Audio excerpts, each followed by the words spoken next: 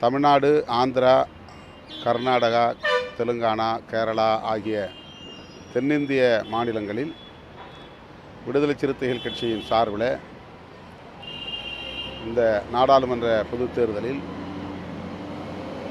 வேட்பாளர்களை நிறுத்த உள்ளோம், போட்டியிட உள்ளோம். ஆகவே விடுதலை சிறுத்தைகள் கட்சிக்கு சுயேட்சை சின்னத்திலிருந்து பானை சின்னத்தை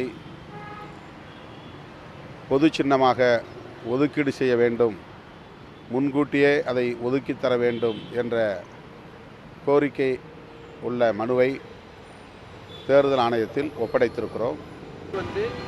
சரத்பவார் அவர்கள் சொல்லும் பொழுது தேர்தல் ஆணையம் நடுநிலையாக இல்லை, ஒரு கட்சி தொடங்கின எனக்கே கட்சி இல்லாத ஒரு சூழல் இருக்குது அப்படின்றாரு. தேர்தல் சின்னங்கள் ஒதுக்குறதுலையும் பாகுபாடு காட்டுது தேர்தல் ஆணையம்.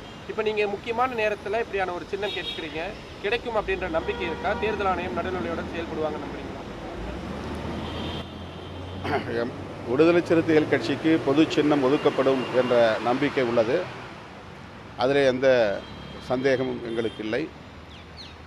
திரு சரத்பவார் அவர்கள் சொல்லியிருக்கிற கருத்து புறந்தள்ளக்கூடிய ஒன்று அல்ல.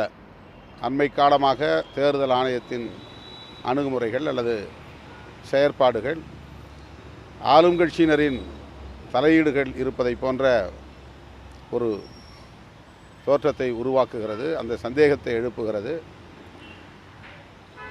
தேர்தல் ஆணையம் தன்னாட்சி அதிகாரம் பெற்ற ஒரு அமைப்பு.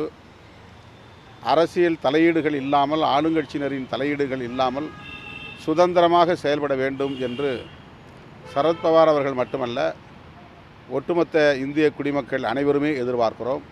தேர்தல் ஆணையம் சுதந்திரமாக செயல்பட வேண்டும், விருப்பு வெறுப்பின்றி செயல்பட வேண்டும், ஆளுங்கட்சி எதிர்க்கட்சி என்ற பாகுபாடு இல்லாமல் செயல்பட வேண்டும் என்று வலியுறுத்துகிறோம். இப்போ இரண்டாவது கேள்வி என்னென்னா, மற்றவங்க கேட்பாங்க, ரெண்டாவது கேள்வி என்னென்னா, இப்போ கரெக்டாக நீங்கள் உங்கள் சின்னத்தில் தனி சின்னத்தில் போட்டிடணும்னு விரும்புகிறீங்க, ஆனால் கூட்டணியில் இருக்கக்கூடிய திமுக அவங்க சின்னத்தில் போட்டிடணும் சில பேருக்கு வலியுறுத்துவாங்க. கடந்த முறையும் அப்படி தான் நடந்துச்சு. ஸோ அப்போ இந்த முறை எத்தனை இடங்கள் கொடுத்தாலும் உங்களுடைய சின்னத்தில் தான் மொத்த வேட்பாளர்களும் இறங்குவாங்க அப்படின்னு புரிஞ்சுக்கலாமா, இல்லை இது கூட்டணியில் எதுவும் இல்லை? இந்த கேள்விக்கு எதுவுமே இடமே இல்லை. ஏனென்றால் சட்டமன்ற தேர்தலிலேயே நாங்கள் சுயேட்சை சின்னம் 6 தொகுதிகளிலும் பானை சின்னத்தில் தான் நின்றோம். அப்போது திமுக எங்களுக்கு எந்த நெருக்கடியும் தரவில்லை. திமுக அது போன்ற கருத்தை நாடாளுமன்ற தேர்தலின் போது வைத்தது உண்மை. அப்போது வெற்றியை மட்டுமே கருத்தில் கொண்டு அந்த ஆலோசனை வழங்கப்பட்டதை தவிர விடுதலை சிறுத்தைகளை நசுக்க வேண்டும் என்கிற நோக்கத்தில் அது செய்யப்படவில்லை. ஆகவே அது இப்போதைக்கு ஒரு பிரச்சனை இல்லை என்பது எங்களுடைய கருத்து. இப்போ தேர்தல் குறித்து ஒரு கேள்வி சார்.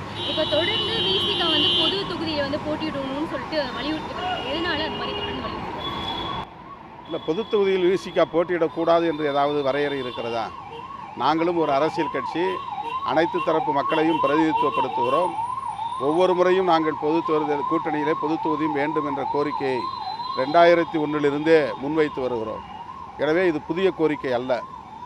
சட்டமன்ற தேர்தலில் கூட எங்களுக்கு 2 தொகுதிகள் ஒதுக்கப்பட்டன. அதே அடிப்படையில் தான் தற்போது நாடாளுமன்ற தேர்தலிலும் ஒரு தொகுதி வேண்டும் என்று கேட்டிருக்கிறோம்.